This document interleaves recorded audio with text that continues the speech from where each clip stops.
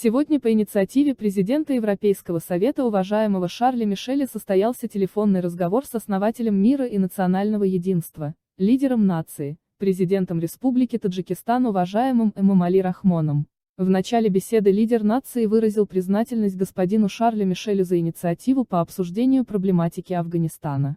Стороны с тревогой отметили нынешнее критическое развитие ситуации в этой стране.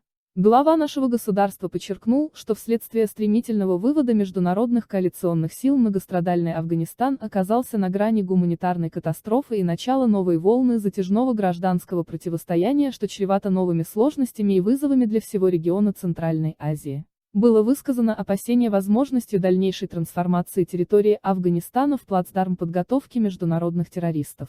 С сожалением было указано на то, что Талибан, несмотря на свои неоднократные публичные заверения, отказались от формирования временного переходного правительства с привлечением других политических сил страны. Таджикистан как ближайший сосед выступает за создание в Афганистане мирного и стабильного государственного строя при центральной координирующей роли ООН, сказал президент Таджикистана. Таджикистан не будет признавать любое другое правительство, которое будет сформировано без учета воли всего народа Афганистана и широкого представительства всех национальностей, включая этнических таджиков, а также проживающих на его территории узбеков, хазарий, цеев, туркмен и других национальных меньшинств, отметил по этому поводу глава нашего государства.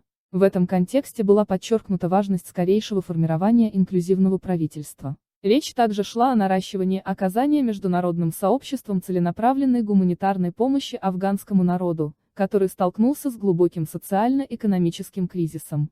В ходе беседы также были затронуты вопросы укрепления безопасности таджикско-афганской границы в свете резкого ухудшения обстановки в Афганистане.